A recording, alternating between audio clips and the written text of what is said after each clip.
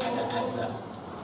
Kenapa? Dan semua yang kita lakukan dicatat oleh malaikat tadi. Nah itu sudah disampaikan sebelum mereka akil balik. Ya, harus tersampaikan konsekuensi ketika orang sudah mengkalaf. Nah, tanda-tandanya apa mengkalaf nih? Nih, sampaikan. Nah, fikih ini baru masuk Bapak Ibu. Makanya fikih Safinatun Najah itu disampaikan di usia SD itu menjadi kurikulum di pesantren tradisional itu wajib. Karena fikih itu ada apa nih? Rujukan itu ada kitabnya, ada tahapan-tahapannya. Tapi kalau sudah usia SMP beda lagi, SMA beda lagi. Nah, fikih yang di masa itu yang simpel-simpelnya saja. Kayak tadi. Ya, alamatul bulugh salasah, ingat tanda orang tadi pada dia. Satu apa? Satu adalah Rumsata Asrata Sini. Oh, sudah usia 15 tahun. Tapi ingat itu cuma satu. Tidak mesti orang belum sampai kepada usia 15 tahun itu belum dikatakan balik. Tapi ada tanda yang kedua. Satu apa? Hilang mimpi basah. Nah ini nanti Bapak Ibu ya kalau misalkan guru kamu udah mimpi dulu kan gitu ya. Ya, ini juga, ini orang tua sebenarnya. Tapi memang gak ada salahnya Bapak Ibu dalam rangka mempersiapkan anak ke jenjang UKP itu ada kelas khusus. Ya, ada 8 orang, 5 orang yang pendekatan juga harus beda bukan dengan pendekatan anak-anak. Kenapa? Karena mereka sudah mau masuk ke arah apa dewasa. Kelas khusus, bimbingan khusus diarahkan. Ya. Ada yang kedua, apa? Yang kedua adalah misalkan mimpi basah. Bagi perempuan haid. Apa itu haid? Tadi dikenalkan oleh ibu-ibu ini yang harus menjelaskan ibu-ibu. Haid itu apa? Darah itu apa? Ini darah haid itu adalah darah itu. Tapi enggak kemerah-merah. Dijelaskan ciri-cirinya seperti apa. Ya. Itu harus ada apa namanya? Pengenalan kepada mereka. Termasuk Ibrahim Allah. Termasuk hukum dibalik orang ketika dia sudah apa? Sudah haid, maka kewajibannya nanti mandi, kan itu kan? Kalau sudah bersih, berapa lamanya orang haid itu sudah tersampaikan. Orang haid itu ya paling tidak 1 bulan 1 kali, paling lama, paling minimal 7 hari, paling lama 15 hari. Itu disampaikan pokoknya terkait dengan fikih. Kalau sudah bersih gimana cara mandinya gimana? Diajari. Bila perlu satu persatu diajari mandi. Yang ngajari di perempuan, masih perempuan ya kan gitu kan? Sampai sejauh itu. Termasuk di antara bagian daripada konsekuensi orang sudah haid, antaranya kalau sudah dewasa, sudah haid maka berlakulah apa? Hubungan lawan jenis dan ya. Sampai-sampai Nabi berkata apa? Muru auladakum bisolati wa hum yastaqbilun. Perintahkan pada anak kalian ketika kalian usia berapa? 7 tahun. Wadribuhum wa hum ashirin. Tapi kalau sudah 10 tahun apa? Pukullah kalau dia enggak apa namanya? Ada pelajaran penting. Kenapa? Ketika usia 7 tahun perintahnya muru. Masih anak-anak. Kalau naik ini gimana? Usia akhir balik masih jauh kan itu Bu ya. Tapi kalau sudah 10 bisa jadi masa itu mendekati masa balik. Nah kalau sudah masa balik, kalau seandainya anak belum dibiasakan, maka ketika sudah akhir balik nanti berat kita mengajarkan nilai-nilai kebaikan. Makanya pepatah Arab mengatakan apa? Ata'alam fis-sighar kan naksi ala hajar wa ta'alim fil kibar kan naksi ala ma. Belajar atau mengajarkan suatu ilmu kebiasaan ketika itu masih kecil itu bagaikan melukis di atas batu, memanat di atas berat memang kesabaran. Apalagi ngajar-ngajar anak SD kan itu. Tapi nanti hasilnya ketika sudah dewasa ini akan menjadi habit. Kesadarannya muncul. Ketika sudah dewasa bisa disuruh-suruh lagi. Sudah dewasa dalam berpikir, udah merasa punya tanggung jawab loh. Kenapa? Karena dulu sebelum akil balik, sebelum dewasa itu sudah diberikan penanaman nilai. Kemudian apa? Wa farriqu fil madaji. Dan pisahkanlah pisahkanlah anak-anak kalian di tempat tidur mereka. Tempat tidurnya sudah bisa, walaupun sama saudaranya sendiri, kakaknya, adiknya, dipisahkan. Jangan satu kamar, jangan satu selimut. Kenapa Bapak Ibu? Karena ketika sudah memasuki masa balik tadi, dewasa, fisiknya, maka sunatullah Pak, fitrahnya apa? Kecenderungan syahwat kan sudah muncul, betul Pak? Maka jangan ditunda-tunda bisa. Termasuk apa Bu? Termasuk ya di sekolah gitu kan. Di sini sekolah dipisah nggak? Nah, emang seperti itu. Walaupun misalkan belum sampai mereka kepada usia akhir balik, walaupun belum ya, dan bisa jadi di antara mereka sudah memasuki sebenarnya, segera dipisah. Dan itu bagian daripada apa? Bagian daripada nilai-nilai Islam, dan itu adalah merupakan perintah dari Nabi Muhammad SAW. Apa hikmahnya kita nggak tahu, walaupun memang banyak tuduhan-tuduhan ya dari kelompok-kelompok yang katanya justru kalau dipisahkan laki-laki bisa digabung dengan laki-laki, perempuan dengan perempuan, nanti katanya di antara yang menjadi penyebab munculnya apa LGBT itu karena katanya nggak ada salurannya kan itu. Padahal itu teori itu kan sudah mentah sebenarnya, betul? Mungkin secara psikologi sudah tahu, secara ilmiah manfaatnya. Kan mungkin Nabi itu memberikan arahan yang menjadi syariat bagi umatnya itu merugikan umat, betul? Pasti ada apa? Hikmahnya, ada makosyidnya, makosyid syariat. Dan itu kemaslahatan buat kita semua. Termasuk apa? Termasuk juga konsekuensi kalau orang sudah akil balik itu apa? Mengetahui batasan-batasan pergaulan. Mana yang boleh kita dekati, mana yang tidak. Mana yang boleh kita misalkan dekat dengan apa Pak? Hukum mahram. Ini kadang-kadang anak-anak kita nggak tahu ini. Mahram itu siapa? Yang nggak boleh dinikahi dan nggak boleh itu harus dikenalkan. Ingat nih, itu sepupu kamu. Kan itu? Sepupu itu boleh nikah nggak? Sepupu itu boleh. Saya punya anak, kakak saya punya anak. Anak kita sama anak dia, anak-anak kan itu kan. Maksudnya anak kita sama anak dia kan boleh nikah. Nah, karena boleh kan bukan mahram. Maka ketika anak itu sudah mulai belajar, pergaulan dia itu jangan terlalu apa? Dan kenapa? Karena memang boleh nikah, ya kan? Boleh nikah, dan ketika itu berarti pembatasannya anak sudah belum. Itu termasuk harus sudah dikenalkan sejak dini. Ya. Ada yang diharapkan secara massal, gitu. Ada juga misalkan kalau seandainya anak kita punya saudara-saudara sesusuan, gitu kan? Anak kita disusukan sama si fulan, gitu kan? Sama ibu tertentu. Kita kenalkan, kamu ini dulu pernah nyusu kepada ibu, dan dia kan punya anak. Kamu jangan, dia itu adalah mahram bagimu. Bukan suatu administrasi sih. Kalau tidak tahu, dia nggak tahu kan misalkan bertemu, kenalan, kemudian muncul rasa keinginan, kemudian untuk nikah kan? Dan kita nggak boleh.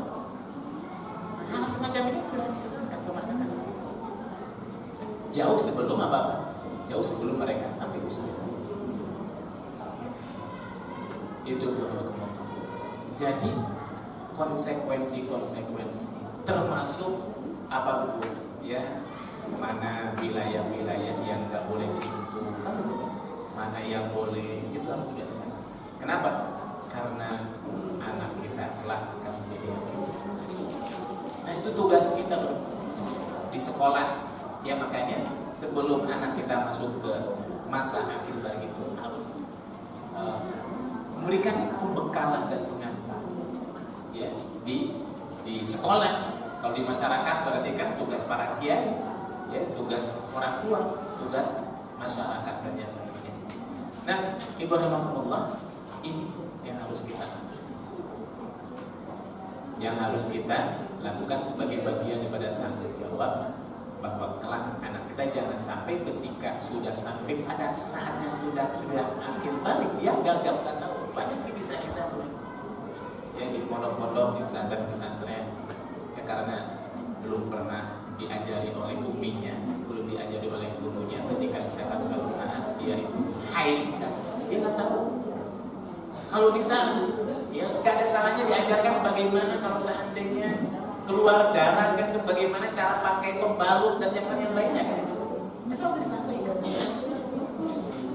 agar supaya anak tidak gagal, tidak kaget seperti itu. Dan siapa yang harus melakukan memang yang paling pertama dan utama orang tua.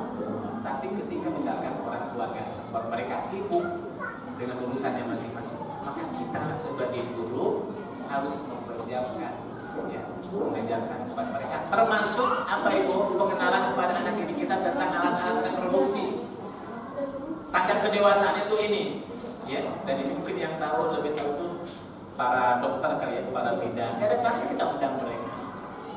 Ya, tanda-tanda kedewasaan ini kalau seandainya sudah tumbuh ini berarti pertanda kamu akan dewasa. Ingat, hati-hati jaga pergaulan. Kenapa? Karena nanti akan terjadi bla bla bla bla. Itu harus dikenalkan sama anak, ya, sama anak ini kita.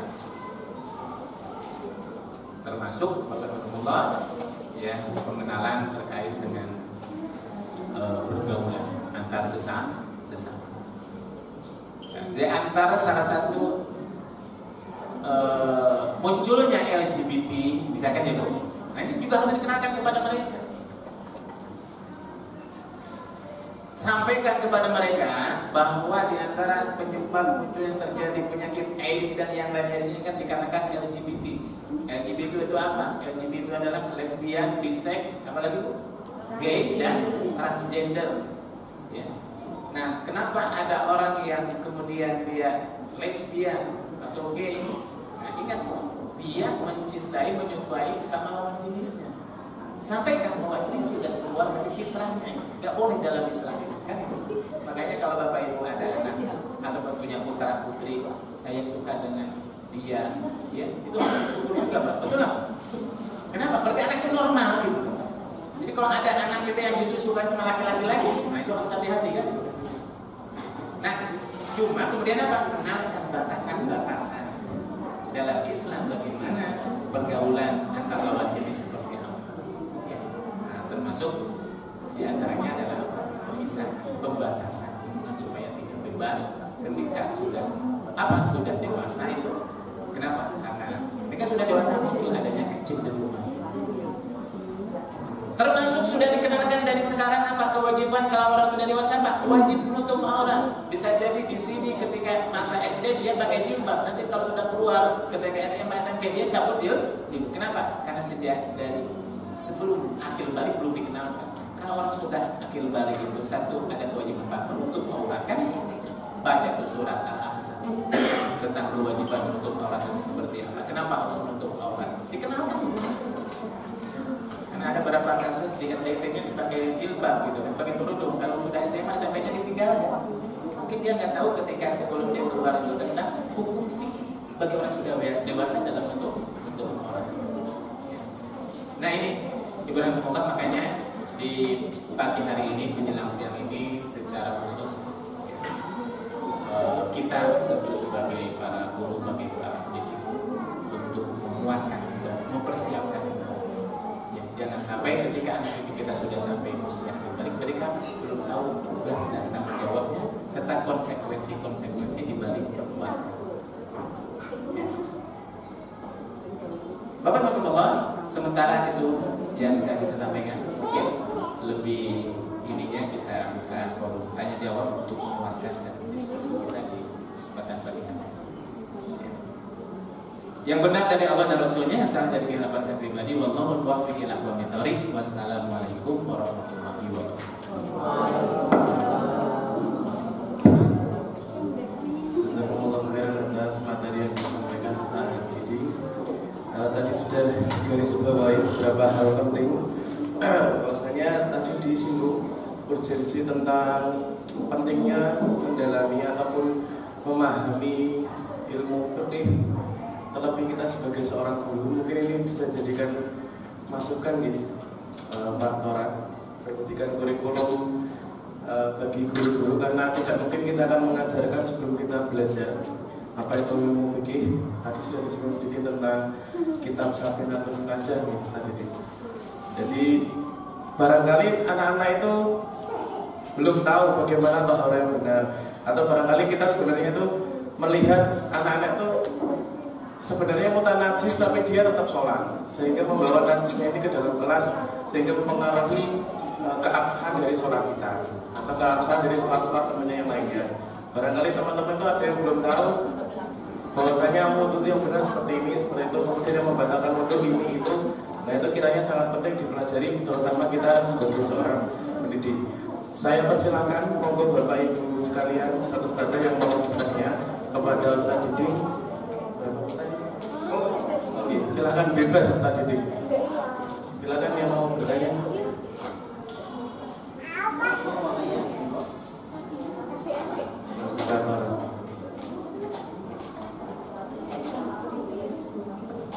Ya, tadi disampaikan kan sebelum masuk balik kan sebaiknya diberitahu ya.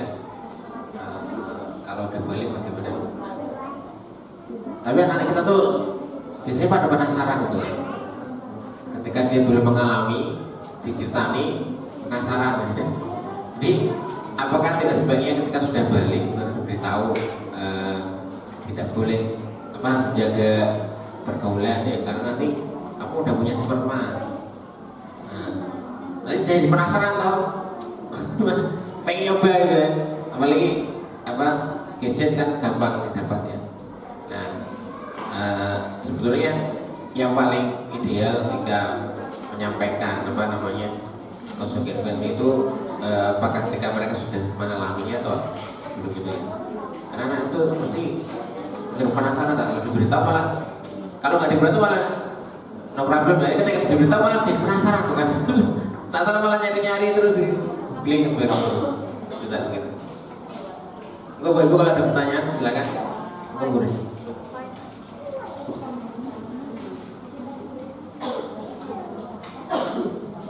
Assalamualaikum warahmatullahi wabarakatuh. Saya ingin tanyakan tentang tadi itu Pak, ketika malaikat tidak mencatat, malaikat tidak mencatat orang-orang yang berbalik atau orang-orang yang mazlum gitu. Sekarang ada kasus beberapa itu di lingkungan itu ada yang dia itu pintar, sudah kuliah, sudah lulus dan sebagainya, secara akal sih akal gitu. Tapi ternyata dia itu mengalami semacam depresi Pak. Itu dikategorikan majnun atau enggak? Dia masih sadar, saya harus sholat ini, tapi kalau ngomong nggak nyambung kayak gitu. Baik, itu berhamdulillah. Kata Nabi tadi, Rufi al-Qalamu anil thalath, diangkatnya pena itu dari 3 kasus. Anil majnun hatta yanki, orang gila sampai dia berakal. Nah, ada kasus orang itu ketika dia melakukan kebaikan, misalkan dia masih dalam keadaan normal ya, artinya dia sadar dan dia ngerti dan dia dilakukan juga dengan penuh kesadaran. Tapi dalam kondisi yang lain kadang-kadang dia kumat misalkan, atau misalkan depresi. Ketika depresi itu kemudian hilang akal nalar sehatnya, maka Allah itu mencatat sesuatu itu ketika dia melakukan kebaikan dalam keadaan akal yang sehat itu. Jadi ketika dia memang dalam keadaan sadar ketika dia melakukan itu, maka itu dicatat. Kenapa? Karena dia lakukan dengan penuh kesadaran. Tapi ketika kemudian tiba-tiba misalkan kadang-kadang datang penyakitnya atau dalam keadaan tadi depresi, sehingga kemudian depresinya itu membuat akalnya hilang, maka pada waktu itu dia nggak dicatat. Jadi dilihat dari sedang apa dan kondisinya, akalnya seperti apa dia berbuat. Ini persis seperti orang tidur. Gitu kan? Orang tidur kan animna ini apa ya selain orang tidur itu akalnya sehat kan? Tapi kalau orang yang tidur sedang tidur, dia tiba-tiba dia bilang sama istrinya, istriku hari ini aku ceraikan kamu, ketika tidur ya. Dilihat oleh istrinya, suami saya ngomong apa? Oh ternyata tidur. Padahal itu nggak gila kan? Cuma karena ketika dia ngomong itu sedang melindur, maka kata-katanya tidak menjatuhkan apa namanya? Kenapa? Karena kesadarannya dia hilang. Termasuk juga orang yang mabuk juga sama. dalam pengadilan, dalam fikih, kalau ada orang yang melakukan suatu tindakan, ya, ataupun suatu perkataan, tapi ketika itu dia melakukannya di luar kesadaran, maka itu tidak dianggap sebagai sebuah kesalahan. Jadi lihat kondisinya, sedang apa, ketika dalam keadaan sehat, maka diakui oleh Allah, kan itu kan. Tapi kebetulan suatu saat dia dalam keadaan tertutup, depresi, ada masalah, dia hilang kesadarannya, maka itu tidak dianggap sebagai sebuah kesalahan. Nah, itulah kemahaadilan Allah Subhanahu wa Ta'ala. Ya, itu. Kemudian yang kedua dari Ustaz Tora, apa tadi? Coba lagi.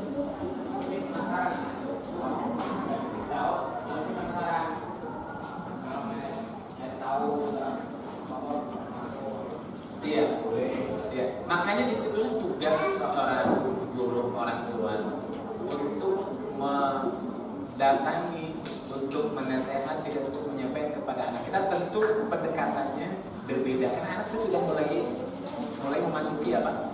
Mulai memasuki mendekati usia dewasa, memasuki usia remaja. Jadi bukan sifatnya doktrin lagi, bukan sifatnya juga dogma lagi, tapi juga diajak diskusi, diajak musyawarah, dan pendekatan juga harus pertemanan kan gitu. Makanya kayak Sidina Ali itu mengatakan, perlakukanlah anakmu ketika usia 7 tahun itu seperti seorang raja. Dia 7 tahun kedua perlakukan anakmu sebagai seorang budak. Tapi ketika sudah sampai usia mulai dewasa, usia ketiga, perlakukan anakmu seperti seorang teman. Kenapa? Karena itu sudah teman sekali. Kenapa? Karena kecenderungan anak itu kalau sudah mulai dewasa itu dia ingin eksistensinya itu diakui, ingin diajak diskusi, kan itu kan, diajak ngobrol, dan memang ada momentum-momentumnya, diajak makan bersama, diajak ngobrol seperti itu. Pendekatan sudah pendekatan persis seperti dulu Nabi Ibrahim ketika meminta pendapatnya kepada Ismail terkait dengan penyembelihan itu, dan dia berkata, ya bunayya anni ara fil manami anni adbabta fansur masal. Jadi ketika Nabi Ibrahim disuruh sembelih Ismail, nggak main sembelih aja kan, nah kesini dialogis, ya, kemudian kebersamaan itu yang dilakukan. Jadi hukumnya harus ada forum-forum tertentu memperlakukan anak sebagaimana kita, ya, teman sebaya. Dan memang nggak perlu juga kemudian dalam bentuk massal sekelas, bisa jadi ada kelas kecil 5 orang, 2 orang, 3 orang seperti itu. Itu masalah teknis seperti itu. Prinsipnya adalah bahwa sudah diperkenalkan kepada anak terkait dengan konsekuensi dibalik pelanggaran ketika sudah sampai kan itu kan seperti itu. Terus apa kemanfaatan, kemaslahatan ketika sudah sampai takrib seorang menikah sudah bersama. Kesadaran itu harus dibangkit. Ketika masa peralihan, ketika sudah dewasa, lain lagi.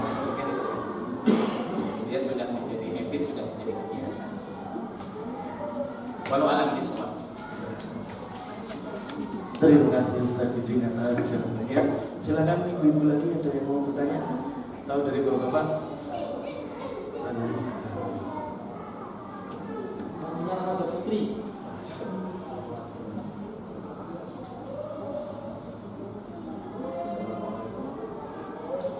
Assalamualaikum warahmatullahi wabarakatuh. Baik, melanjut Ustaz terkait dengan taklif, bahwa seseorang kalau sudah mukallaf ada beban taklif. Tadi sudah disebutkan juga beberapa yang kemudian bayana diangkat tidak dituliskan untuk orang-orang dalam kondisi tertentu. Kalau dalam kaitan ini, bahwasanya yang utama yang harus dilakukan oleh seseorang itu kan yang sholat gitu ya. Tentu terkait dengan aktivitas sholat, ibadah sholat, ini ada kemudian misalkan tidak sadar sakit, itu sakit yang masih tetap wajib sholat, itu sakit yang pikirannya sadar atau orang yang sakit pikirannya tidak sadar. Artinya kalau pikiran tidak sadar itu masih berkewajiban sholat atau tidak. Terus ketika di saat itu tidak sholat, apakah perlu nanti di saat kemudian sadar sholat yang tadinya belum dilaksanakan itu tetap dikerjakan di lain waktu atau tidak begitu? Karena kondisi normal itu sholat dalam kondisi apapun, sakit apapun tetap harus dikerjakan. Misal nggak bisa berdiri, duduk dan seterusnya. Tapi konteksnya ini boleh jadi kalau akalnya masih fresh gitu saat ini, masih sadar. Kalau kondisinya tidak sadar, kira-kira bagaimana bentuk pelaksanaannya. Terus yang kedua tadi Pak Feb menyampaikan terkait dengan apa ya istilahnya toharuh begitu. Mungkin ini untuk kita semuanya, bahwasanya kan kita ada aktivitas sholat yang kita laksanakan di sekolahan. Ini terkait dengan toharuh kita, ini sudah kita buat sedemikian rupakah atau belum, terus upayanya kita bagaimana begitu. Mengingat kita ada banyak kamar mandi gitu Ustaz. Ada banyak kamar mandi, kamar kecil yang otomatis itu untuk lalu lalang anak, termasuk untuk kita para guru-guru. Kita sholat ada di kelas, ada di aula, ada di banyak tempat. Boleh jadi setiap titik di kita ini bisa untuk praktek sholat. Tetapi akses untuk menuju ke tempat itu terus terkait juga dengan mungkin pola kebersihannya. Itu apakah sudah terpenuhi standarnya atau belum? Sudah adakah pengarahan ke CS untuk kategori ini untuk sholat maka pembersihannya seperti ini. Hal seperti ini kira-kira bisa dilakukan tidak sampai kalau di sekolahan? Kalau di masjid itu kan ada istilah sebelum keluar dari tempat wudhu itu ada kopuan air yang banyak itu kalau di masjid. Kalau di sekolahan kira-kira mensikapinya bagaimana begitu? Karena ini terkait dengan ibadah yang utama yang sholat itu sendiri, baik sholat wajib maupun sholat sunnah. Terima kasih Ustaz. Baik, ya pertanyaan yang pertama terkait dengan hukum sholat bagi orang yang hilang kesadarannya. Kapan hukum sholat itu yang tadinya wajib menjadi tidak wajib? Nah, satu adalah ketika kesadarannya benar-benar hilang, ketika akalnya benar-benar tertutup, maka pada waktu itu kewajiban sholat pada waktu itu dia tidak. Contoh kalau orang sudah di ICU, dia udah nggak bisa lagi, udah koma ya gitu.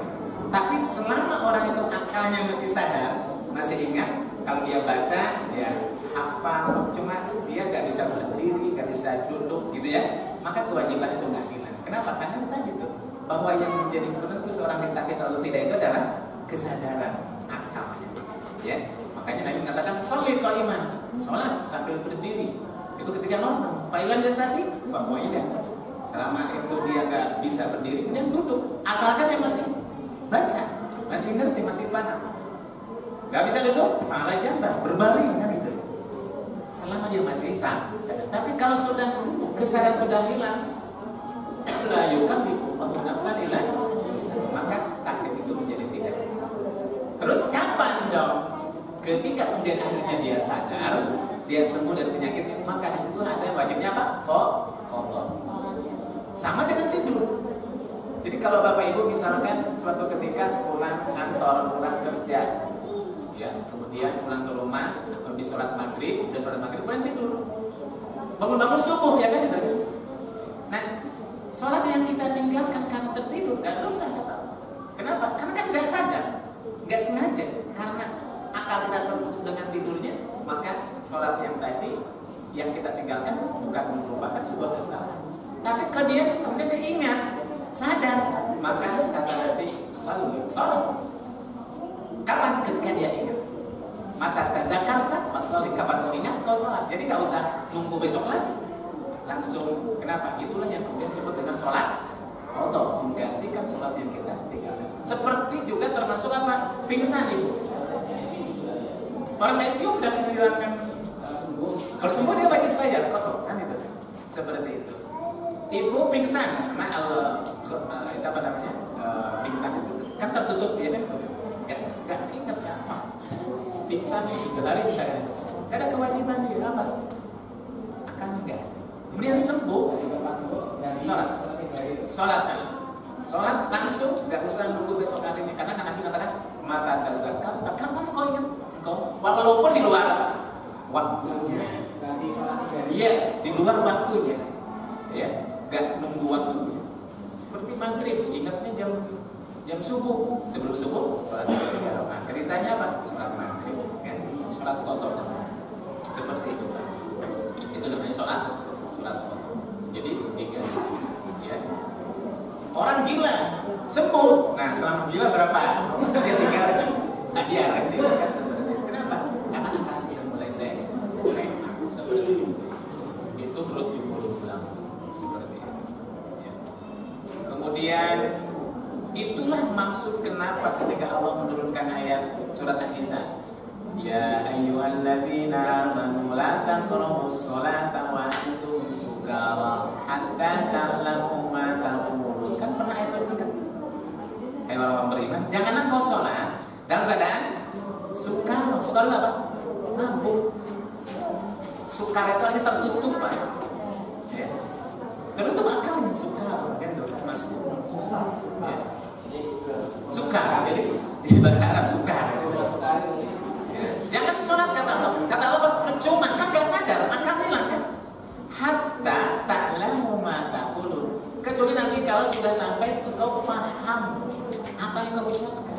Orang paham apa ucapan kan berakal ketika sadar. Itu kan ayat turun ketika ada seorang sahabat di sore hari makan sore, habis makan sore itu minumnya minum arak. Khamar kan belum haram waktu itu. Habis makan minum arak, azan maghrib, dia sholat. Jadi imam dia baca surat Al-Kafirun. Lah ayat kafirun kan suratnya jadi mirip. Naik kan mulai gitu kan. Udah tukar tertutup kan karena lupa gitu kata jangan sholat percuma kamu sholat. Nanti kalau sudah mampunya hilang kalau sholatnya gitu kan akannya sehat. Jadi salah satu di antara yang menyebabkan kenapa manusia itu ditakut menjadi khalifah. Allah berikan sesuatu yang diberikan kepada yang lainnya akan itu. Ya, yang menjadi manusia itu begitu mulia di mata Allah Subhanahu wa Ta'ala. Bagi mereka yang menjelaskan cerita itu, ya, usaha gitu kan. Kemudian yang kedua apa tadi? Iya, penerapan taharah dalam kehidupan kita di sekolah. Prinsipnya kaji lagi tentang fikih, makna taharah, ya kan? Prinsipnya kalau bicara masalah air, kata Nabi, al-ma'u tahurun man lam yataghayyar ta'muhu wa launuhu wa rihuhu. Kan itu kan? Air itu prinsipnya apa? Suci. Selama tidak berubah apa namanya? Baunya, rasanya, dan warnanya. Nah, hal-hal inilah yang sudah kita jadikan sebagai standar patokan. Tempat sholat itu sah itu ada dua, satu dari hadas, yang kedua bersih dari khabath. Selama satu air yang dipakai itu adalah tadi berupa warna, bau dan rasanya kita pakai. Dan yang kedua adalah tempat di mana kita sholat bersih dari najis secara fisik. Ada najisnya, ada di situ, nggak ada bau, nggak ada apapun. Udah itu saja jadi pekat. Seperti itu. Ya, tentu semakin tempat bersih, semakin air juga bersih itu lebih baik. Walau apa ibu? Ya.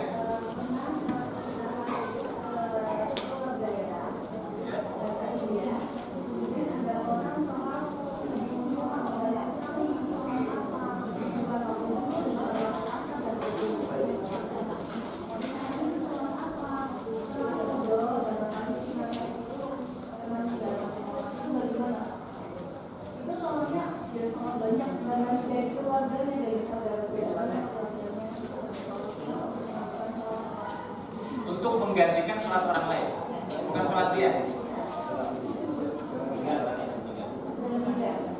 Oh iya.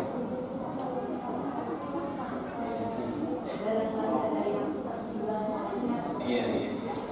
Baik, Ibu rahimakumullah. Memang para ulama terkait dengan menghadiahkan pahala ibadah buat orang lain, namanya menghadiahkan. Fatwa ulama Al-Azhar mengatakan kalau seandainya amalan ibadah itu ada kaitannya dengan hubungan ibadah finansial, maka kita boleh melakukan ibadah itu, kita niatkan pahalanya buat orang lain. Kalau ada kaitan dengan masalah ibadah finansial, ya. Kecuali ada nas itu ada teks yang contoh apa? Haji buat orang lain, haji badal. Karena memang suatu ketika ada seorang sahabat yang bernama sedang haji bersama Nabi, ketika itu dia mengatakan, ketika tahu dia labbaika Allahumma li syukruma. Nabi dengar, baca apa tadi? Labbaika Allahumma li syukruma. Labbaika ya Allah, aku datang memenuhi panggilanmu. Aku haji untuk syukruma. Gitu. Tanya mana syukruma? Siapa syukruma itu? Kata dia adalah si Nabi. Kata Nabi, apakah kau sudah haji? Kata sahabat, oh belum. Nah kata Nabi, kau haji dulu, baru kau sudah haji, boleh nanti haji yang kedua, haji ketiga, kau niatkan buat umat tadi. Jadi haji boleh dulu. Nah, kita haji buat orang lain, termasuk umrah juga. Ya. Nah, sementara ibadah yang kaitannya dengan ibadah kita dengan Allah secara vertikal, gak ada kaitan dengan ibadah finansial ya, infak, sedekah misalnya. Maka para ulama, jumhur ulama berpendapat maka itu tidak sampai kan itu. Artinya apa? Laisa lil insani illa ma sa'a. Itu dibaca, tidak bagi seorang manusia mendapatkan pahala kecuali dari apa yang dia usahakan. Jadi karena dia sholat, dibuat sholat dia sendiri. Kalau hubungan kita dengan Allah secara langsung. Dan kalau sedekah yang ada dengan finansial, sedekah misalkan. Ada seorang sahabat datang, ya Rasulullah, aku punya seorang ibu, itu sudah meninggal dunia. Boleh gak aku bersedekah untuknya? Kan itu. Kata sahabat, kalau kamu ibu punya utang, terus kemudian kau bayar utang-utang ibu, lunas kan utang-utang? Kan itu. Kan lunas kan? Ibu punya utang pada orang lain, kita bayar utang. Nah kata Nabi, nah demikian kita apalagi ya utang terhadap akhirnya kemudian si laki-laki itu pulang ke rumahnya, kemudian membawa apa itu jubah. Ya Rasulullah, aku minta engkau menjadi saksi saat sedekah, aku akan sedekahkan jubah ini dan aku niatkan pahalanya buat diri sendiri. Ini kan terkait dengan sedekah ya, ibadah finansial. Ibadah haji kan ada kaitan dengan ibadah finansial. Nah terkait dengan sholat, memang saya belum pernah mendapatkan riwayat yang khusus bahwa kita sholat dihadiahkan buat sholat pahalanya, pahala sholat ini dihadiahkan untuk orang lain, saudara kita atau orang tua kita. Saya belum pernah mendapatkan, cuma ada memang sebagian mereka, sebagian orang berpendapat dalil yang dipakai adalah dalil kias tadi. Kalau haji saja pahalanya boleh diniatkan buat orang yang haji, kalau misalkan sedekah saja boleh diniatkan buat orang yang sudah meninggal dunia, maka begitu juga pahala sholat seperti itu. Nah itu yang terjadi. Tapi kalau kasus yang terjadi bahwa orang sholat diniatkan buat orang lain, sudah belum terdapat. Itu jadi yang dipakai dari ya disamakan, gitu, dianalogikan. Kecuali puasa ya. Kalau puasa ada, Nabi mengatakan secara teksnya, ya. Barang siapa seorang yang tidak berpuasa kemudian dia meninggal dunia, wali, maka puasalah walinya, anak. Kalau seandainya orang tua kita belum puasa, apalagi puasa nazar. Nazar itu apa? Bersumpah, pokoknya saya kalau sembuh penyakit saya akan berpuasa. Kemudian dia nggak puasa karena meninggal dunia, maka anaknya dia boleh membayarkan puasa buat orang. Puasa nazar, puasa yang disumpahkan dijanjikan. Tapi selebihnya seperti ya, walau alam bisawab. Ada lagi Bapak Ibu semua?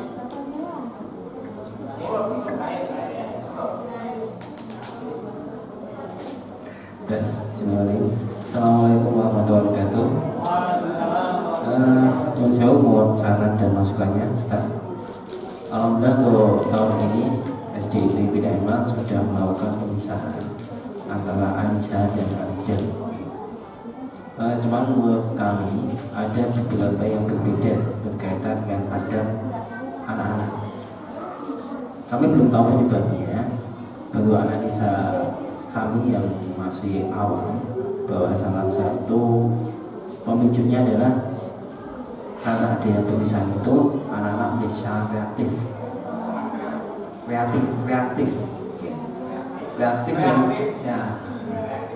dalam arti ingin menunjukkan jati dirinya masing-masing ya. Alhamdulillah kalau reaktifnya itu positif sangat kami dukung.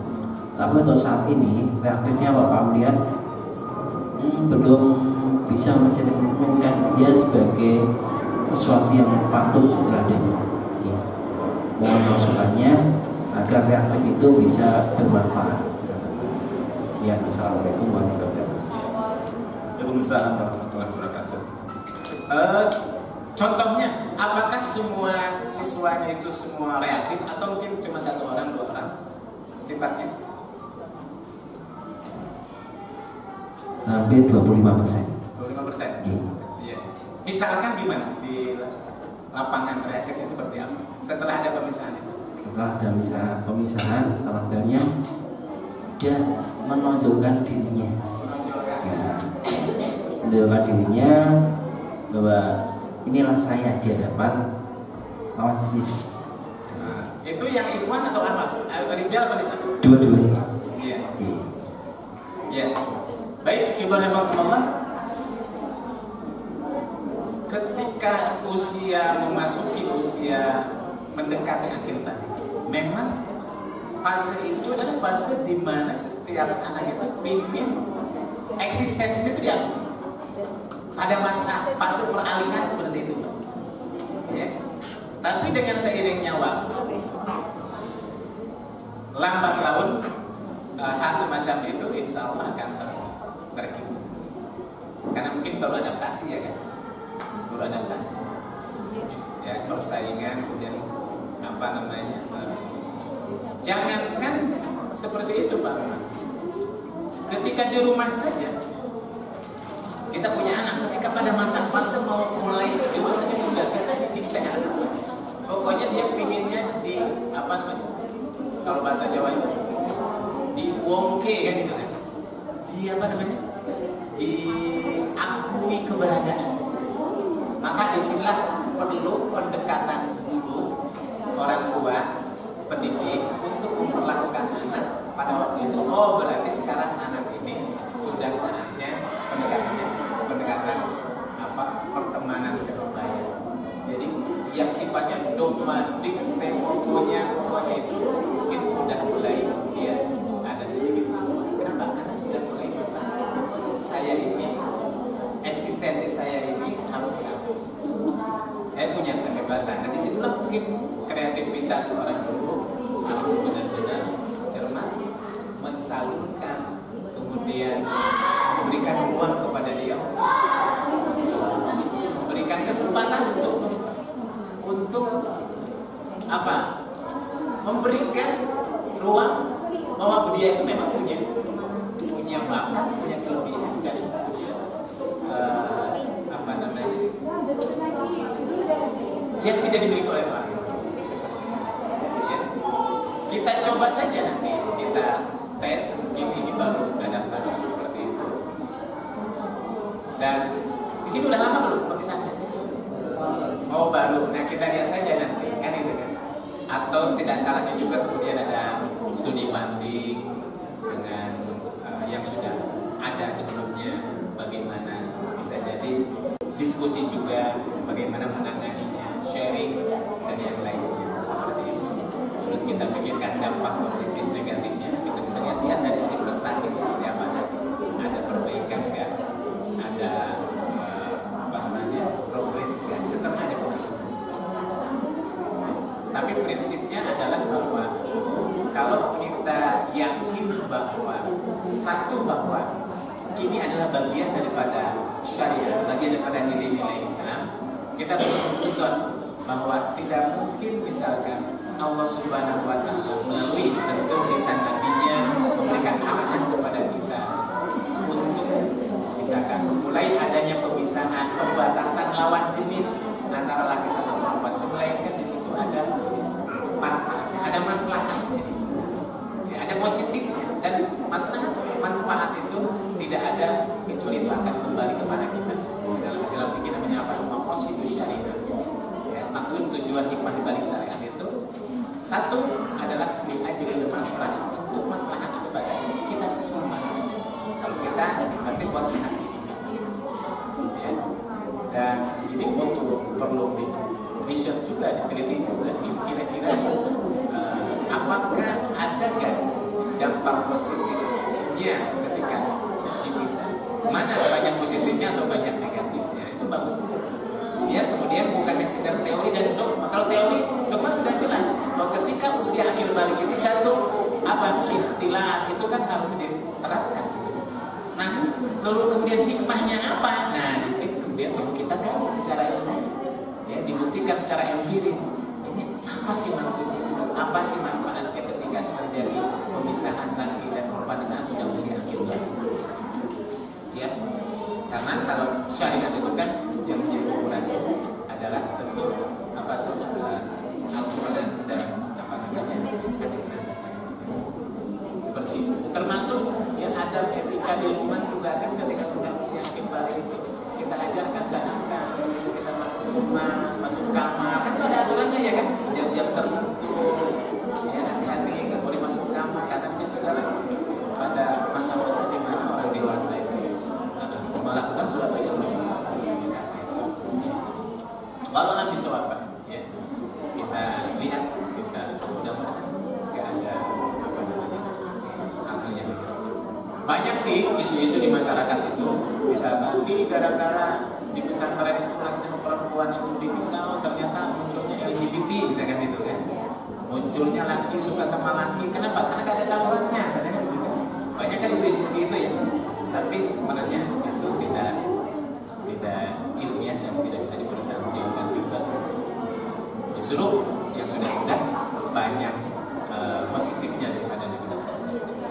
Seperti satu yang munculnya ada pergaulan lawan jenis yang tidak terkontrol ketika misalkan adanya percampuran dan lain-lain. Walau nanti suatu.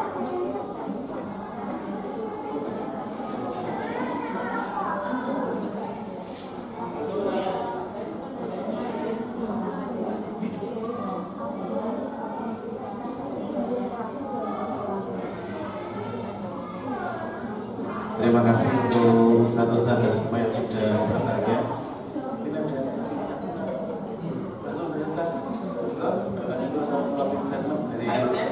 Sudah selesai, cukup. Baik, Bapak Ibu Kemallah, satu kata dari saya, Bapak Ibu Kemallah semuanya merupakan orang yang bertanggung jawab atas proses pertumbuhan anak didik kita, khususnya ketika memasuki usia-usia yang sangat krusial, usia akhir balik.